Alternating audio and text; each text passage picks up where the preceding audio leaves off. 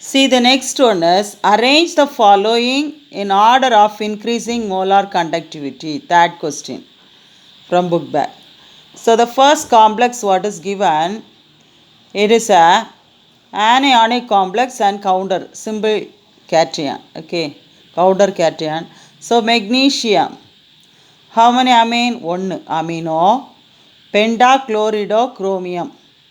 The next complex பாருங்க, complex கேட்டையானும் complex ஆனையானும் இருக்குது. ஸோ காம்ப்ளெக்ஸ் கேட்டையானில் pentaammine chlorido chromium 3 hexa fluorido cobaltate 3 ரைட்டா.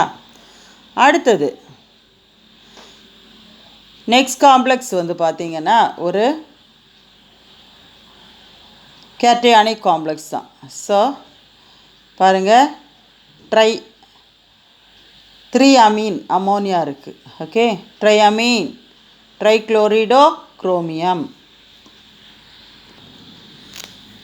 So look at this students, இதோட மோலார் கண்டக்டிவிட்டி இன்க்ரீசஸ் எப்போ இன்க்ரீஸ் ஆகும்னா, நம்பர் ஆஃப் அயான் இன்க்ரீஸ் ஆகும்போது இதோட மோலார் கண்டக்டிவிட்டி இன்க்ரீசஸ்.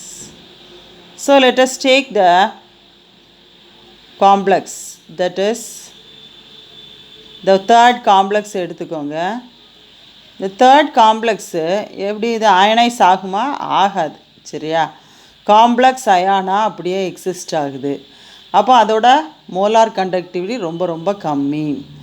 அடுத்தது ஃபர்ஸ்ட் காம்ப்ளெக்ஸ் எப்படி டிசோஷியேட் ஆகுது? Mg ப்ளஸ் அயானும் காம்ப்ளெக்ஸ் ஆனையானுமா டிசோஷியேட் ஆகுது. அப்போ இதுக்கு கொஞ்சம் கண்டக்டிவிட்டி மோலார் கண்டக்டிவிட்டி இருக்கும். அடுத்தது பார்த்திங்கன்னா செகண்ட் காம்ப்ளெக்ஸில் 3 கேட்டையானிக் காம்ப்ளெக்ஸ் 2 ஆனையானிக் காம்ப்ளெக்ஸ் இருக்குது. அப்போ நம்பர் ஆஃப் அயான்ஸ் வந்து 3 + 2 5 அயான்ஸ் இருக்குது. அதனால் இதிலோட கண்டக்டிவிட்டி அதிகமாக இருக்கும் அப்படின்னு சொல்லி நீங்கள் ஆன்சர் பண்ணணும்.